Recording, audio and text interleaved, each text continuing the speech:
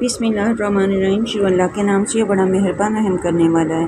فَيَوْمَ جس دن نَبْعَثُ ہم اٹھائیں گے فی میں کلی امتٍ ہر امت میں شہیداً ایک گواہ، علیہم ان پر من انفسہم انہی میں سے، وجینا اور ہم لائیں گے بکا آپ صلی اللہ علیہ وسلم کو شہیداً گواہ بنا کر، علی پر ہؤلاء ان سب پر، ونزلنا اور ہم نے نازل کی علیکا آپ صلی اللہ علیہ وسلم پر کتابہ کتاب، تبیاناً مفصل بیان ہے، لکل شیء ہر شے کا، وہدیٰ اور ہدایت ہے، ورحمتاً اور رحمت ہے، وبشریٰ اور خوشخبری ہے، للمسلمین مسلمانوں کے لیے۔ اور جس دن ہر امت میں انہی پر ایک گواہ انہی میں سے بنائیں گے، اور ہم آپ صلی اللہ علیہ وسلم کو ان سب پر گواہ بنا کر لائیں گے، اور ہم نے آپ صلی اللہ علیہ وسلم پر ایسی کتاب نازل فرمائی ہے جس میں ہر چیز کا واضح بیان ہے، اور ہدایت اور رحمت اور خوشخبری ہے مسلمانوں کے لیے۔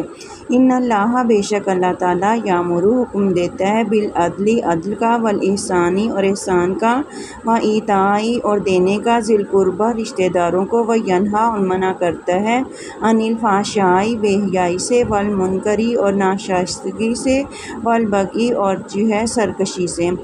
بے شک اللہ تعالیٰ حکم فرماتا ہے عدل اور احسان کا، رشتہ داروں کو ان کے حقوق دینے کا، اور منع فرماتا ہے بے حیائی سے، برائی سے اور ظلم و سرکشی سے۔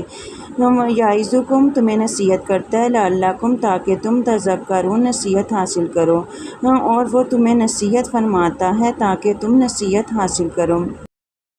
نبعث ہم کھڑا کریں گے، طیبات پاکیزہ چیزیں، ہؤلاء یہ لوگ، تبیاناً کھول کر بیان کرنے والا، الفحشاء بے حیائی، بشریٰ خوشخبری، الخبائث ناپاک چیزیں، البغی سرکشی۔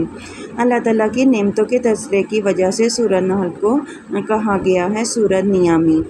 ہر وہ چیز جو اللہ تعالیٰ کی یاد سے غافل کر دے اسے کہتے ہیں طاغوت۔ سورۃ نحل میں قرآن جیت کے لیے لفظ آیا ہے ذکر، جس کا جتنا حق ہے اسے اتنا ہی عطا کرنا کہلاتا ہے عدل، کسی شخص کو اس کے حق سے زیادہ دینا کہلاتا ہے احسان۔